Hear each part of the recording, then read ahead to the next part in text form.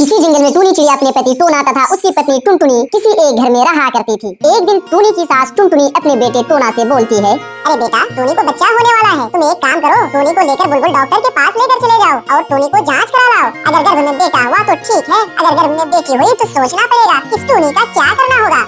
हाँ माँ, मुझे कौन सा लड़की चाहिए? मुझे तो लड़का चाहिए, लड़का। मुझे कोई बेटी वोटी नहीं चाहिए, मुझे बेटा चाहिए। चलो बुलबुल डॉक्टर के पास जाकर चेकअप करवाते हैं, इस बार टूनी का लड़का होगा या लड़की। ऐसा बोलकर टूना और उसकी माँ टुनटुनी जबरदस्ती बुलबुल डॉक्टर के पास टूनी को लेकर चले जाते हैं। कुछ समय के बाद जब वे सभी बुलबुल डॉक्टर के पास पहुँचते हैं तो टूना बुलबुल को बोलता है, बुलबुल डॉक्टर, जरा मेरी पत्नी टोनी को चेक करके बताओ कि इस बार टोनी के पेट में लड़का है या लड़की। अरे नहीं, पागलों जैसी बातें क्यों कर रहे हो? तुम्हें नहीं पता कि ये गैर कानूनी है? मैं चेक नहीं कर सकता, इसे कहीं और ले जाओ। सुनो डॉक्टर, मैं तुम्हें इज्जत से बोल रहा हूँ, मेरी बात मान लो, वरना तुम्हारे लिए ठीक नहीं होगा। नहीं तो मैं तुम्हें जान से मार दूंगा और तुम्हारा ये हॉस्पिटल भी तोड़ फोड़ दूंगा। चलो अब जल्दी से चेक करके बताओ कि इसके गर्भ में लड़का है या लड़की। टूना ऐसा बोलकर डॉक्टर को डरा धमकाकर चेकअप करा लेता है। डॉक्टर बुलबुल जब टूनी की जांच करता है तो उसे आश्चर्य होता है और कहता है, अरे ऐसा कैसे हो सकता है? ये तो मैं पहली बार देख रहा हूँ, ये कैसे मुमकिन है? अरे ओ डॉक्टर, तुम खुद अपने आप क्या बोलते चले जा रहे हो? जरा हम लोगों को भी तो बताओ, जल्दी से बताओ कि टूनी के पेट में बेटा है या बेटी। नहीं, टुनटुनी के घर में बेटा नहीं बल्कि 12 बेटियां हैं। मैं आपको मुबारकबाद देता हूँ, आपके घर में 12 बेटियां आने वाली है। अपनी मुबारक अपने पास रखो डॉक्टर, क्या आप बकवास कर रहे हो? मुझे तो एक भी बेटी नहीं चाहिए थी और तुम बोल रहे हो कि 12 बेटियां होगी। डॉक्टर, हमें इतनी सारी मुसीबत घर में नहीं चाहिए, मुझे इतनी सारी बेटियां नहीं चाहिए। तुम ऐसा करो कि तुम इन 12 बच्चियों को मार दो। मैं बोल रही हूँ, अभी के अभी मार दो। नहीं माँ जी, मैं पहले भी एक पाप कर चुकी हूँ, अब दूसरा पाप नहीं करूँगा। अच्छा होगा कि आप कहीं और चले जाओ। लगता है तुम ऐसे नहीं मानोगे। रुको, मैं अभी तुम्हारी पिटाई करता हूँ और मैं देखता हूँ कि तुम कैसे बेटियों को नहीं मारता। तुम मुझे भी हाथ लगा करके तो दिखाओ, तब पता चलेगा कि मैं क्या हूँ। मैं भी पुलिस को कॉल करके बुलाता हूँ, तब पता चलेगा कि तुम्हारी बहादुरी कहाँ गई। बेटा, रहने देते हैं, चलो घर चलकर ही टूनी का उपाय ढूंढते हैं। तभी टूना और उसकी माँ मजबूरन टूनी को लेकर अपने घर की ओर रवाना हो जाते हैं। कुछ देर के बाद घर पहुंचकर टोना की माँ टोना से बोलती है, बेटा, मुझे तो कुछ समझ में नहीं आ रहा है। मुझे तो एक भी बेटी मंजूर नहीं थी और यहाँ तो 12 बेटियाँ हो रही है। नहीं बेटा, मैं उन 12 बेटियों को घर पर नहीं रखूंगी। मैं नहीं चाहती हूँ कि 12 बेटियाँ तुम्हारे सर का बोझ बने। बेटा, तुम तो जीना ही भूल जाओगे। उन लोगों की शादी के लिए दहेज का पैसा जमा करते ही रह जाओगे। मैंने भला कब कहा है माँ कि मैं उसे अपने साथ रखूंगा? मैं तो उसे किसी भी कीमत पर अपने साथ नहीं रखूंगा। चलो माँ, एक काम करते हैं, टूनी को घर से बाहर निकाल देते हैं। वो कहीं भी जाकर मरे, हमें उससे क्या? कहीं एक नई चिड़िया देखकर दूसरी शादी कर लेंगे जो मुझे बेटा देगी। हाँ बेटा, ये उपाय तो मुझे सही लग रहा है, लेकिन यदि हम उसे खुद से घर से बाहर निकालेंगे तो पुलिस के पास चली जाएगी और हम दोनों को जेल में बंद करा देगी। जो होगा देखा जाएगा माँ, हम पुलिस वालों से भी निपट लेंगे, लेकिन इस टूनी के बच्चे को तो अपने साथ साथ इस घर में नहीं रखूंगा। वे दोनों टूनी को अपने घर से बाहर निकाल देते हैं। टूनी उन दोनों के सामने रोती और गिड़गिड़ाती है, माँ जी, टोना जी, आप दोनों मुझे घर से बाहर क्यों निकाल रहे हैं? इसलिए कि मेरी 12 बेटियाँ होने वाली हैं। अब मेरा क्या होगा? मैं उन्हें कहाँ रखूंगी? ऐसा मत कीजिए माँ जी, आप दोनों के अलावा मेरा इस दुनिया में कोई नहीं है। मेरे बारे में ना सही, कम से कम मेरे आने वाले 12 बेटियों के बारे में तो सोचिए टोना जी। अरे टोनी, तुम कहीं भी जाकर मरो, हमें क्या? मैं तो तुम्हें पहले ही कहा था कि हमें लड़का चाहिए, लड़का। लेकिन नहीं, तुम तो 12 बेटियाँ जन्म देने वाली हो। लेकिन माँ जी, मैं मानती हूँ कि मेरी 12 बेटियाँ होने वाली है, लेकिन इसमें तो मेरा कोई कसूर नहीं, ये तो ईश्वर की देन है। आपको तो खुश होना चाहिए माँ जी कि आपके घर में 12 बेटियाँ आने वाली है। भाड़ में गई तेरी 12 बेटियाँ, अपनी 12 बेटियों को अपने पास ही रखो। तभी टूनी मायूस होकर रोते हुए जंगल की ओर रवाना हो जाती है। कुछ देर के बाद वह एक कुएं के पास जाती है। उसके पास कोई रास्ता नहीं था, इसलिए वो मरने का फैसला ले लेती है। जैसे ही वो कुएं में कूदने वाली होती है, तभी उसे लाडो चिड़िया आवाज देकर रोक लेती है। रुको बहन, तुम कुएं में क्यों जान देने जा रही हो? तुम्हारे साथ क्या कुछ गलत हुआ है? मुझे बताओ, मैं तुम्हारी मदद करूंगी। क्या बताऊं बहन, मेरे पति और मेरी सास ने मुझे घर से बाहर निकाल दिया है। मेरी 12 बेटियां होने वाली है, मेरे पास घर भी नहीं है। मैं अपनी बेटियों को कहाँ रखूंगी बहन? इसलिए मैं अपनी जान दे रही हूँ। बस यही आखिरी रास्ता मुझे नजर आ रहा है। तभी लाडो मन ही मन बोलती है, ये टोनी चिड़िया तो 12 अंडे देने वाली है। यदि 12 अंडे को बेच दूंगी तो बहुत सारे पैसे हो जाएंगे। ये सोचकर लाडो चिड़िया बोलती है, फिक्र मत करो, तुम मेरे साथ चलो, मैं तुम्हें अपने घर में रख लूंगी। टोनी बहन, तुम मुझे अपने घर में रखने के लिए तैयार हो? मैं तुम्हारा यह एहसान कभी नहीं भूलूंगी। इस तरह लाडो टूनी को लेकर अपने घर की ओर रवाना हो जाती है।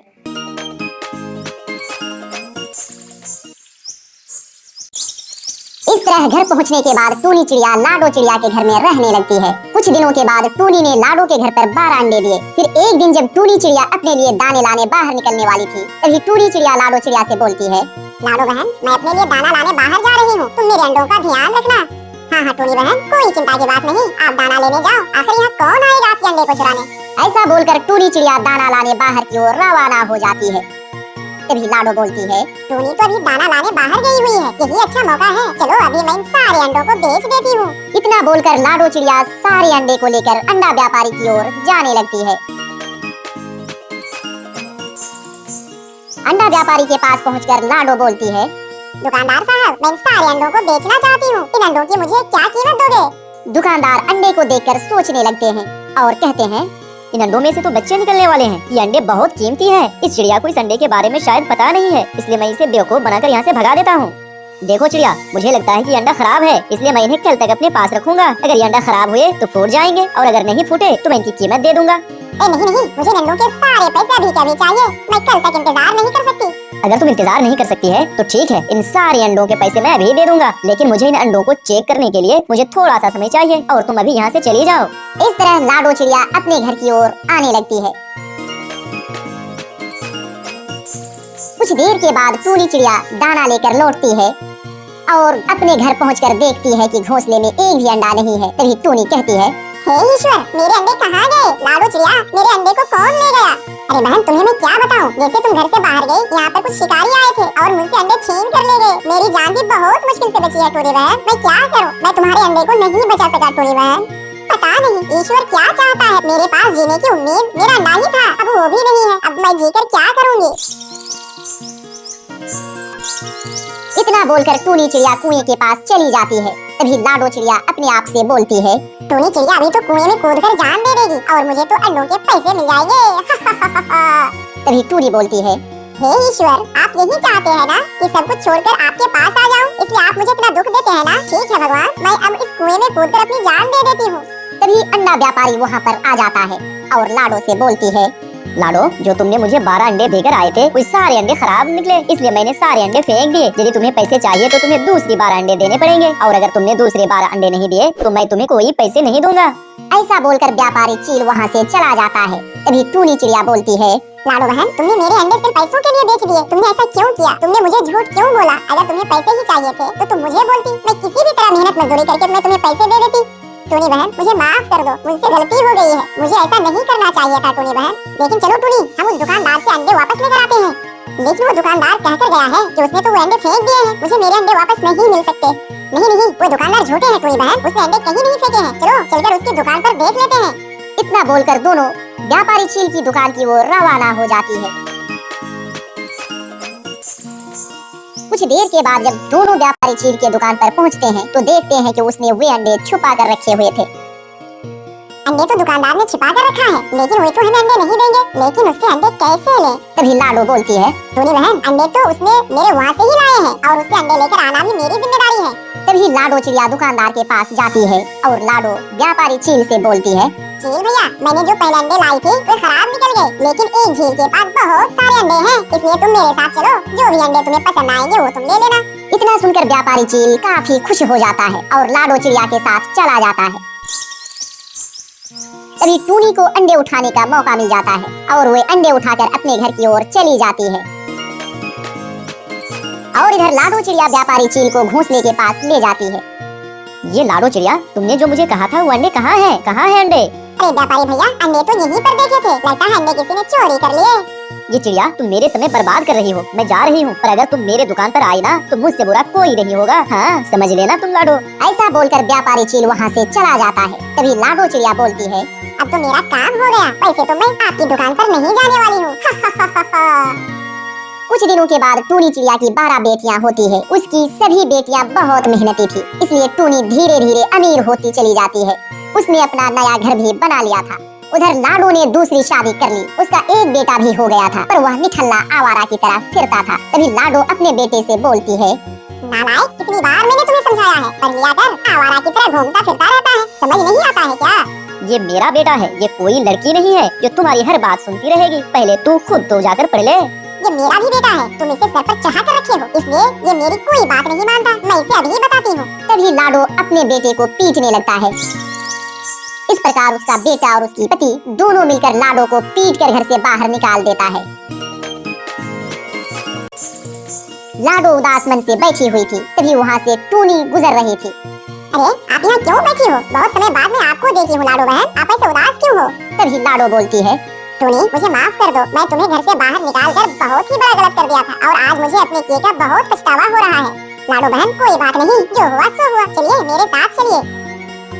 फिर लाडो और टूनी अपनी 12 बेटियों के साथ खुशी खुशी रहने लगते हैं। खोखापुर के जंगल में टूनी अपने पति टोना और अपनी 11 बेटियों के साथ रहा करती थी। एक दिन टोना अपनी पत्नी टूनी से बोलता है, देखो टूनी, अब तक तो तुम 11 बेटियां जन्म दे चुकी हो। मुझे सिर्फ एक बेटे की इच्छा थी। इस बार बेटा ना हुआ तो तुम 1 दर्जन बेटियों की माँ बन जाओगी। फिर मैं तुम्हें घर से बाहर निकाल दूंगा। ऐसा बोलकर टोना वहाँ से चला जाता है। ये भगवान, इस बार तो मुझे एक बेटा दे दो, नहीं तो मेरे पति इस बार मुझे घर से पक्का बाहर निकाल देंगे। टूनी अंडे पर बैठी हुई थी कि तभी अंडे की टूटने की आवाज सुनकर टोना वहाँ पर आ जाता है और वहाँ आकर बोलता है, टूनी मुझे बताओ, इस बार बेटा हुआ है कि बेटी? अरे तुम जवाब क्यों नहीं देती हो? तुम रो रही हो, इसका मतलब तुम्हारे फिर से एक बेटी हुई है। अजय मैं तुम्हें क्या बताऊं, ये दुख के आंसू नहीं खुशी के आंसू है। भगवान ने इस बार हमें बेटा दिया है। अरे वाह, आओ बेटा मेरे पास आओ। अब से तुम मेरे पास रहोगे बेटा। टूनी मेरा बात सुनो, मैंने तुम्हें इसलिए घर पर रखे हुआ था क्योंकि मुझे तुमसे एक बेटा चाहिए था। अब तुम सारे बेटियों को लेकर इस घर से निकल जाओ। अजय मैं इन 11 बेटियों को लेकर कहाँ जाऊंगी? इसका पालन पोषण कैसे करूंगी? इनको कहाँ रखूंगी? मुझे बस कुछ और नहीं सुनना है, तुम अभी के अभी इस घर से निकल जाओ। ठीक है, जहाँ भगवान ले जाएगा मैं अपनी बच्चियों को लेकर वहीं चली जाऊंगी। कोई ना कोई सहारा तो मिल ही जाएगा। आप हमारे बेटों का ख्याल रखना और इसे अच्छे से पढ़ाना। इतना कहकर टूनी अपनी 11 बेटियों को लेकर घर से बाहर निकल जाती है। वो दिन भर भटकती रहती है कि उसे रहने के लिए जंगल में कोई आशियाना मिल जाए, लेकिन उसे कोई जगह नहीं मिलती है। आखिर में वह एक घर का दरवाजा खटखटाती है। तभी एक चिड़िया बाहर निकलकर आती है। क्या काम है बताओ बहन? बहन मुझे तुमसे एक मदद चाहिए। मेरे पति ने मुझे मेरी बेटियों के साथ घर से बाहर निकाल दिया है और मेरे पास रहने के लिए घर नहीं है। क्या मैं कुछ दिनों तक तुम्हारे घर में रह सकती हूँ? कुछ दिनों के अंदर मैं दूसरा घर ढूंढ लूंगी और फिर मैं यहाँ से अपने घर चली जाऊंगी। बहन आप मेरी मदद करो। अगर किसी के पास कोई घर नहीं है तो उसे अपने घर पर रखना कोई मेरा ठेका नहीं है। वैसे भी तुम्हारी इतनी सारी बेटियां हैं, मुझे अपने घर को गंदा नहीं कराना है। लेकिन तुम्हारे पास एक रास्ता है, बताओ ना बहन मेरे पास क्या रास्ता है? मैं अपनी बेटियों को कहाँ लेकर जाऊँ? तुम अपनी बेटियों को अमेज़न के जंगल में लेकर जाओ। वहाँ पर कोई पक्षी नहीं रहता। वहाँ तुम्हें घर बनाने के लिए बहुत जगह मिल जाएंगे और तुम्हें वहाँ खाना भी मिलेगा। लेकिन वहाँ कोई भी पक्षी क्यों नहीं रहता? वहाँ पर कोई खतरा तो नहीं है ना बहन? अरे वहाँ पर कोई पक्षी इसलिए नहीं रहता क्योंकि वहाँ पर बहुत खतरा है। इतना कहकर चिड़िया वहाँ से चली जाती है। कि तभी रास्ते में टूनी की एक बेटी टूनी से बोलती है, माँ मुझे बहुत भूख लगी है, मुझे कुछ खाने को दो ना माँ, नहीं तो मैं भूख से मर जाऊंगी। अब बेचारी टूनी के पास उस जंगल जाने के अलावा कोई रास्ता नहीं बचा था। भगवान के भरोसे तुम सभी को उस जंगल ले जा रही हूँ, उसके अलावा मेरे पास कोई रास्ता नहीं बचा है। इतना बोलकर टूनी अपनी बच्चियों को अमेज़न के जंगल में ले जाती है कि तभी उसे एक खाली घर दिखाई देता है। वो सभी उस घर में चले जाते हैं। उस घर के अंदर पहुंचने के बाद टूनी अपनी बेटियों से बोलती है, मेरी प्यारी बच्ची, मैं तुम लोगों के लिए खाना लेने जा रही हूँ। मेरे जाते ही दरवाजा बंद कर लेना, चाहे कुछ भी हो जाए। जब तक मैं ना बोलूं दरवाजा मत खोलना। जब मैं लौट कर आऊंगी तो मैं ये आवाज निकालूंगी, आई मैं आई, दरवाजा खोलो। ये सुनते ही दरवाजा खोल देना। ठीक है माँ, जब आप ये आवाज निकालोगी तब मैं दरवाजा खोल दूंगी, लेकिन आप जल्दी ही लौट कर आना माँ।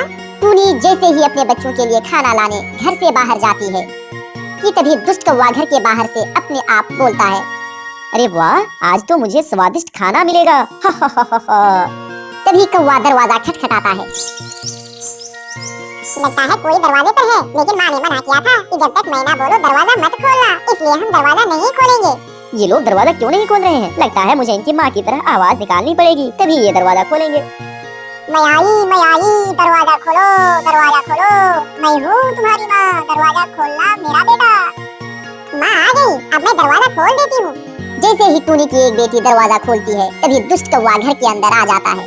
तभी टूनी की एक बेटी बोलती है, अरे मेरी माँ की आवाज निकालकर मुझसे दरवाजा खुलवा लिया, तुम चले जाओ यहाँ से, नहीं तो मेरी माँ तुम्हें नहीं छोड़ेंगे। तुम्हारी माँ मेरा क्या कर लेंगे? आज तो मैं तुम सभी को खा कर ही जाऊंगा। तभी टूनी की एक बेटी अपने आप बोलती है, मुझे किसी भी तरह इसे बातों में लगाना पड़ेगा, हो सकता है तब तक माँ आ जाए। अगर तुमने मेरी किसी भी बहन पर हाथ लगाया तो मैं तुम्हें जान से मार डालूंगी। तुम बहुत बोल रही हो, लगता है तुम्हें ही सबसे पहले खाना होगा। जैसे ही दुष्ट कौवा उसे खाने के लिए आगे बढ़ती है कि तभी टूनी अपने घर के अंदर आ जाती है। रुको रुको चील, खबरदार, अगर तुमने मेरी एक भी बेटी पर हाथ लगाया तो तुम क्या कर लोगे? मैं तुम्हारे सामने ही तुम्हारी बेटी को खाऊंगी। तभी कौवा और टूनी की लड़ाई हो जाती है।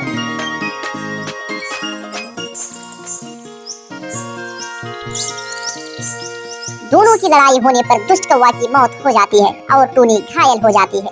तभी टूनी अपने बेटियों को बोलती है, मेरे बेटे, मेरे पास अब ज्यादा समय नहीं है जो मैं तुम्हारी रक्षा कर सकूं, इसलिए तुम अपनी बहनों को लेकर दूसरे जंगल चली जाओ। ये जंगल तुम्हारे लिए सुरक्षित नहीं है बेटे। टूनी ऐसा बोल ही रही थी कि तभी उसकी मौत हो जाती है। माँ, तुम हमें छोड़कर चली गई, अब हम तुम्हारे बिना कैसे जिएंगे माँ? सभी बेटियां दुखी मन से उस जंगल को छोड़ देती है। वे सभी दूसरे जंगल में एक घर ढूंढ लेती है और सभी मेहनत करके अपना पेट पालती है। तभी जंगल में एक बूढ़ा चिराग देखता है। टूनी की एक बेटी उसके पास जाती है और बोलती है, आपको क्या हुआ है? आप क्यों रो रहे हो? बेटा, आज मैं अपने बुरे कर्मों की सजा भुगत रहा हूँ। मैंने अपने बेटे की खातिर अपनी पत्नी और बेटियों को घर से बाहर निकाल दिया था और जैसे ही मैंने दूसरी शादी की, वो दौलत के चक्कर में मुझे अपने घर से बाहर निकाल दिया। पिताजी, मैं आप ही की बेटी हूँ, फिक्र मत करो, आप हमारे साथ चलो। बेटी, मुझे माफ करो, मैंने तुम सबको घर से बाहर निकालकर मैंने बहुत ही बड़ा गलत किया था बेटे। पिताजी, आप हमसे माफी ना मांगो, आप हमसे बड़े हो, चलो हमारे साथ चलो। इतना कहकर वे सभी अपने पिता को घर पर लेकर चले जाते हैं और वे सभी मिलकर खुशी खुशी एक साथ रहने लगते हैं। दोस्तों, इस कहानी से हमें यही शिक्षा मिलती है कि हमें बेटी को दूर नहीं करना चाहिए, बल्कि मुसीबत के समय बेटी ही काम आती है। फ्रेंड्स, इसी तरह की इंटरेस्टिंग स्टोरी सुनने के लिए आप हमारे वीडियो को लाइक और शेयर करें और यदि चैनल पर नए हैं सब्सक्राइब जरूर करें। फिर मिलते हैं अगले वीडियो में। वीडियो देखने के लिए बहुत बहुत धन्यवाद।